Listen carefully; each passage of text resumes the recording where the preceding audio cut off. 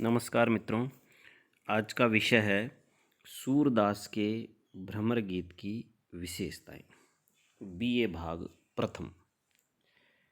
सूरदास भक्ति काल की जो सगुण काव्यधारा है उसमें कृष्ण काव्यधारा के प्रमुख कवि हैं और इनका भ्रमर गीत बहुत ही प्रसिद्ध है।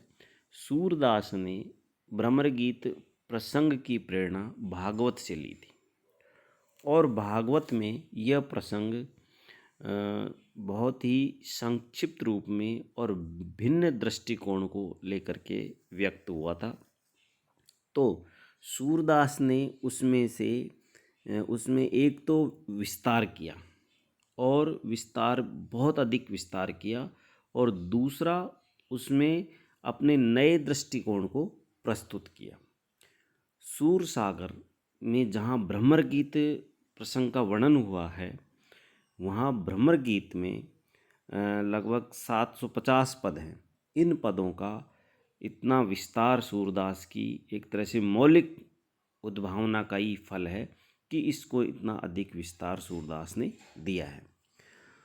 यद्यपि प्रसंग की हम आधारशिला की बात करें तो इसमें वही है जो मद भागवत में व्यक्त हुआ है, पर सूरदास ने इसे अपनी भावना के सांचे में मतलब इस तरह से ढाल दिया कि वह इनका एक तरह से मौलिक है, जो मौलिक प्रसंग हो गया।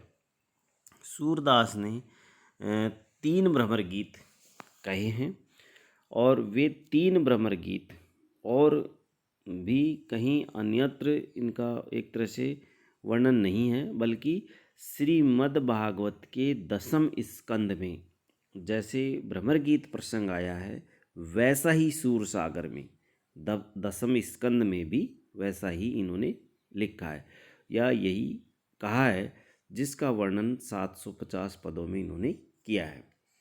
पर भ्रमर गीत में बात कहाँ से आई? इस तरह इस प्रसंग में 2 ऐसे स्थल हैं जिसमें भ्रमर गीत की कथा, संपूर्ण भ्रमर गीत प्रसंग को इन्होंने संक्षिप्त में प्रस्तुत किया है। तो भ्रमर गीत सार में संकलित जो है ऊधो को उपदेश सुनो किन कान दे से आरंभ होने वाला जो इनका पद है उनका एक भ्रमर गीत कहा जाता है और इस भ्रमर गीत में एक पद में उपर्युक्त पंक्ति के आरंभ से लेकर के जो उद्धव का ब्रज आना, उपदेश देना, गोपियों का प्रेम देखना और कृष्ण के आगे जा कर के और हर्ष के आंसुओं को बहाना, जो इस प्रकार के वर्णन है वो बहुत ही रोचक है। सूरदास का जो दूसरा भ्रमर गीत जिसे कहा जाता है वह चौपाई में लिखा हुआ है और इस भ्रमर गीत सार के अंदर भी लगभग 368 पद संग्रहित हैं। इसके अंदर उद्धव गोपी संवाद की वार्ता लिखी हुई है। यह वार्ता है। संपूर्ण प्रसंग ये भी चौपाई छंद में ही लिखा हुआ है और इसके अंत में जो कथन है या महात्म्य कथन है वो है कि भ्रमर गीत जो सुने सुनावे प्रेम भक्ति सो प्राणी पावे। भ्रमर गीत जो सुने सुनावे प्रेम भक्ति सो प्राणी पावे। तो सूरदास ने जो ये उपयुक्त जो पंक्ति है इसमें भ्रमर गीत को एक तरह से बड़े संक्षिप्त में है जो लिखा है, उनमें संपूर्ण भ्रमर गीत की आवृत्ति हो गई है, इसलिए उनके 2 भ्रमर गीत और कह दिया गया है। वस्तुतः तो उनका एक ही भ्रमर गीत है। सूर के भ्रमर गीत में अन्य बातों की आवृत्ति हुई है, वैसे ही समस्त प्रसंग की आवृत्ति भी 2 स्थलों पर हो गई है, जिन्हें 2 अन्य भ्रमर गीत बता दिया गया है। खैर, सूरदास का महत्व उनके 650 पदों में अभिव्यक्त भ्रमर गीत प्रसंग से है और अन्य भ्रमर गीतों से सूरदास का जो भ्रमर गीत है वो श्रेष्ठ है, विशिष्ट है। इस प्रकार से है जो सूरदास का जो भ्रमर गीत है वो मौलिक है।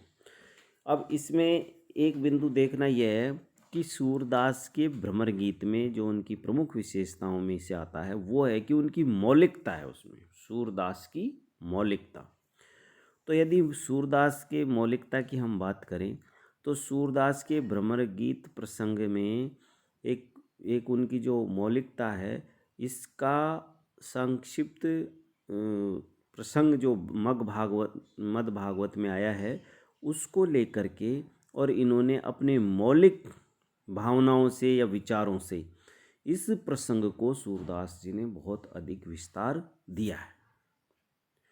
और इसका प्रत्यक्ष जो उदाहरण है हम उनके भ्रमर गीतों में देख सकते हैं। सूरदास के कवि के रूप में सूर ने इस प्रसंग को या इस प्रसंग के महत्व को समझ करके और उन्होंने अपने मौलिक भावों के अनुसार इसे अपना मनमाना रूप दिया है। और उन्होंने अपने इस प्रसंग में केवल मतलब तथ्य या तथ्यों को ही स्पष्ट नहीं किया है, बल्कि तथ्यों को अपने भावों के अनुरूप स्पष्ट किया है, जिससे उनके भावों को विस्तार मिला है। एक बात और कहने के लिए उन्होंने अनेक युक्तियाँ निकाली हैं। उदाहरण के लिए गोपियाँ जब वर्षा काल के वातावरण में विरह दशा का एक तरह से वहाँ पर वर्णन करती हैं, और जो वहाँ पर जो उद्दीपन बना है वो उन्होंने सीधे सीधे नहीं कहा है, बल्कि इस बहाने से वे अपने विरह की व्यंजना करती हैं। और ये इस तरह के विरह की व्यंजना करते हुए वो कहती हैं कि श्री कृष्ण के यहाँ की बातें और उनके बीच जो भाव है उसको उद्दीप्त करती हुई वो है जो वर्षा काल का वर्णन करती हैं, जो कि सूरदास ने अपने भ्रमर गीत में किया है।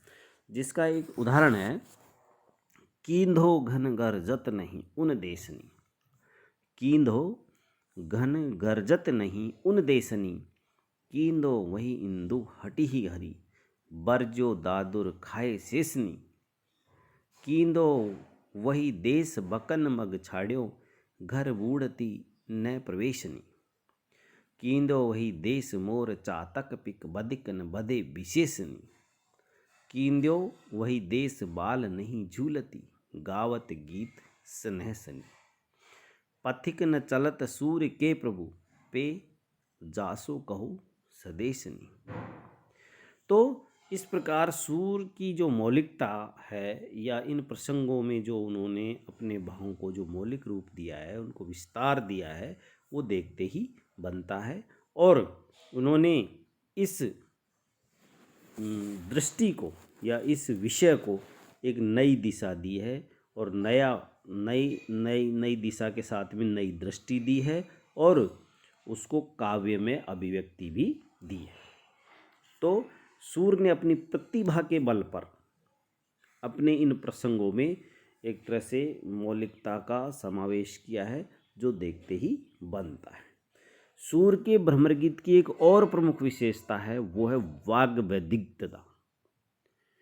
अब वाग वैदिकता का तात्पर्य है कि जो कथन है या वचन है, जो वार्ता है, उसमें जो चातुर्यता है, उसकी जो चतुरता है, उस चतुरता को काव्य में वाग वैदिकता कहते हैं।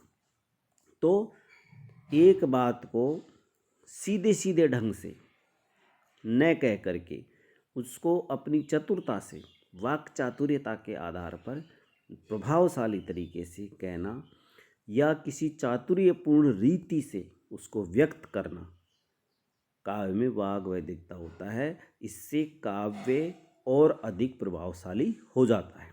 तो गोपियाँ श्री कृष्ण के बीच जो वार्ता होती हैं या उनका जो उल्लेख सूरदास ने किया है, उसमें बहुत ही वाक चातुर्यता है, वाग वैदिकता है। सूर ने अपनी स्मृति को अपने वचनों की चातुर्यता से दूसरे ही रूप में उसको व्यक्त किया है। श्री कृष्ण जो एक तरह से ब्रज को छोड़ करके जब मथुरा में गए हैं, तो वहाँ पर वहाँ पर जो गोपियों का श्री कृष्ण के प्रति जो बातें हैं उसमें बड़ी ही चतुरता देखने को मिलती है। सूर की वाग वैदिकता का एक उदाहरण है। यही डर बहुरी न गोकुल आए, सुनरी सखी हमरी करनी समुझी मधुपुरी छाए। अधरातिक अधराधिक अधराधिकते उठी बाल बस मोही जगह ही आए, बिन पद त्राण बहुरी पटवेंगी बनही चरावन गाए। सुनो भवन आनी रोकेगी चोरत धदी नवनीत, पकरी जसोदा पेले जेह नाचत गावत गीत, ग्वालिनी मोही बहुरी बांधेगी कैसे वचन लगाए। तो इस प्रकार से है जो सूर के काव्य में या ब्रह्म गीत में वाग्य वैदिकता देखने को मिलती है।